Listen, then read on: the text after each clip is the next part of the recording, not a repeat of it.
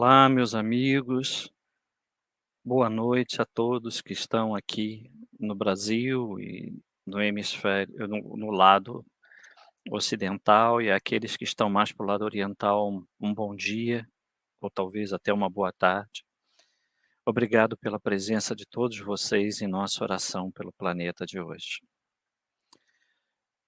Outro dia, assistindo o programa E a Vida Continua, que também faz parte aqui da nossa grade da TV Nova Luz, que ocorre todos os sábados às 21 horas, estava revendo os capítulos iniciais, onde os personagens principais, sem dar muito spoiler, desencarnaram e não perceberam sequer que estavam no plano espiritual.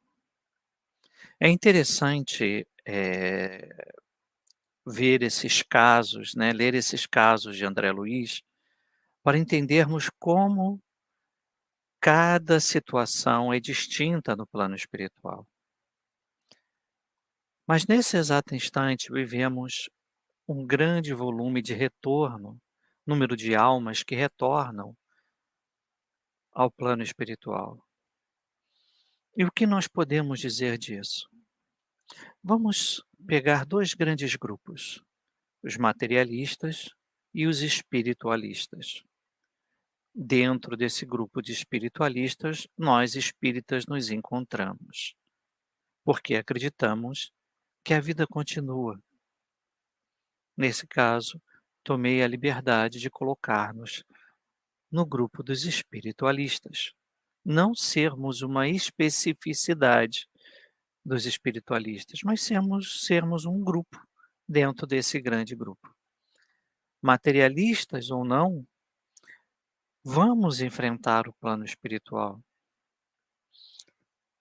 Porque, como disse certa feita um filósofo, se a morte for um descanso, descansarei em paz. Mas se não for, terei a grande oportunidade de rever meus amigos. Então, dito isso, vamos ver o que diz também os espíritos com Kardec a respeito dessa situação nossa que nós estamos vivendo agora, de uma verdadeira calamidade onde diversas almas retornam ao plano espiritual. Diz Kardec no capítulo 18 da Gênese, na parte dos milagres e predições, a geração nova, item 35, que, para o materialista, os flagelos destruidores são calamidades carentes de compensação, sem resultados aproveitáveis, pois que, na opinião deles, os aludidos flagelos aniquilam os seres para sempre.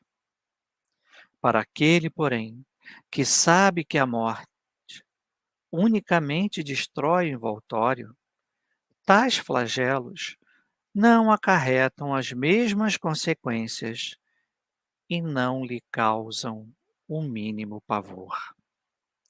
Ele lhes compreende o objetivo e não ignora que os homens não perdem mais por morrerem juntos do que por morrerem isolados, dado que, de uma forma ou de outra, juntos ou isolados, a isso hão de todos sempre chegar. Os incrédulos rirão dessas coisas e as qualificarão de quiméricas, mas, digam o que disserem, não fugirão à lei comum, cairão a seu turno como os outros. E então, que lhes acontecerá? Eles dizem: nada. Viverão, no entanto, a despeito de si próprios e se verão, um dia, forçados a abrir os olhos. Queridos irmãos, quantos companheiros que desencarnam na Terra, vestidos desse materialismo e dessa cegueira, não abrem seus olhos no plano espiritual, mas a tudo ouvem, a tudo sentem. em tudo percebem. É muito triste imaginar viver anos a fio de olhos fechados, séculos, milênios, tempo que for. Mas seja qual for a ideia de que não exista o plano espiritual, ao abrir os olhos, percebem o engano e o que perderam enquanto mergulhados nesse engano. Assim somos nós em relação às calamidades também. Não só materialistas como espiritualistas vivem um momento em que o medo está no ar. E querendo ou não, nós estamos mergulhados em um corpo físico que tudo faz para sobreviver e que sente todas essas sensações de medo e cria uma espécie de empatia coletiva em relação aos medos que vivemos hoje.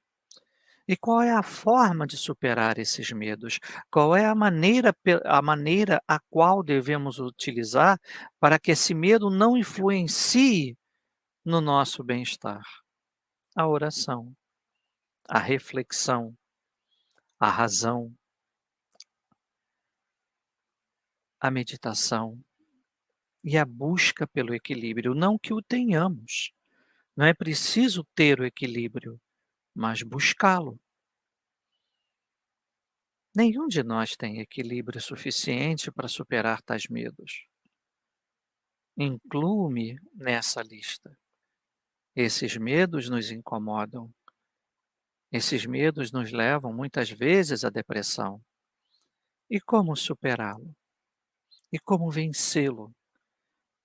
Não refletindo o medo com a raiva, mas acalmando nossos corações diante dessas dificuldades e transformando esse medo em paciência, em resignação, entendimento e estar de olhos abertos para que a espiritualidade a todo tempo nos propõe. Que essa vida temporária sempre há de acabar, seja de uma maneira coletiva ou seja de uma maneira individual. E cabe a nós, espíritas e tantos outros espiritualistas, saber que ao retornar ao plano espiritual, dê o nome que quiser, erraticidade, plano espiritual, céu, purgatório ou qualquer que seja o local, nós vamos abrir os olhos e vamos nos ver. E vamos ver muitas vezes, quiçá aqueles que amamos e que partiram antes de nós, dando-nos a esperança da continuidade da vida, sempre. Quem não gostaria de ser desperto por sua mãe, por seu pai, por um irmão adorado, por um filho querido, por uma vozinha amada, por um avô respeitado? Quem de nós não gostaria de ser desperto por aquele que amamos e dividimos nossa vida inteira? Por isso, meus amigos, é que vamos agora, juntos, pensar em todos aqueles que amamos, encarnados e desencarnados. Pensarmos no Pai Celestial e inspirar profundamente. E ao soltar o ar, sentir a paz e a tranquilidade necessárias para continuarmos essa oração. Inspirem novamente. Deixem o ar sair com tranquilidade e sinta a presença do Mestre Jesus ou do seu orientador espiritual maior, seja ele quem for, Moisés, Jeová, Elohim, Alá, seja o nome que der. Sinta-se envolvido por esse ser cósmico, essa entidade superior. Inspiremos por uma última vez, antes de iniciarmos nossa oração, e vamos sentir a presença do nosso guia espiritual, anjo da guarda, arcanjo, irmão, que sempre está ao nosso lado, orando conosco. Pai querido, ampara-nos e proteja-nos nesse instante de dificuldade individual e coletiva. Esteja conosco, ensina-nos o caminho, mostre-nos a verdade, que a vida não é somente matéria, ela vivifica no Espírito Eterno, experimentando tantas quantas forem as existências corporais, a fim de que possa estar mais perto de ti, um pouco a cada instante de aprendizado, de tolerância, de passividade, de amor, de beatitude, compreendendo a tua justiça, compreendendo os teus desígnios, compreendendo a lei do progresso, assim como a lei de destruição, entendendo a lei de adoração, assim como a lei de justiça, amor e caridade. É para isso que estamos aqui, Pai, para aprendermos, cada um a seu tempo, pois o tempo não é importante. O que é importante é o aprendizado, é nos tornarmos cada vez mais capazes de entender, de compreender o nosso próximo e a nós mesmos. E na busca dessa compreensão é que pedimos por aqueles que choram, por aqueles que riem descontroladamente, perdidos na própria ilusão de suas paixões. Pedimos por aqueles que estão sofrendo nos hospitais, nas casas de saúde, nos manicômios e nos presídios, assim como pedimos pelos homens e mulheres, almas gentis que nesse instante cuidam de todos eles e de todos nós. Faça-se presente a sua vontade, porque é ela que deve ser feita e não a nossa, porque nós, muitas vezes, não conseguimos compreender o todo que está passando à nossa volta. Pedimos também pelos nomes que colocamos em nossos chats, porque esses nomes são memórias vivas, formas, pensamentos dos nossos amores e dos nossos dissabores. Formas, pensamento de alegria, de tristeza e de reparação. Sejam eles nossos vizinhos, amigos, parentes, enfim, todos, até mesmo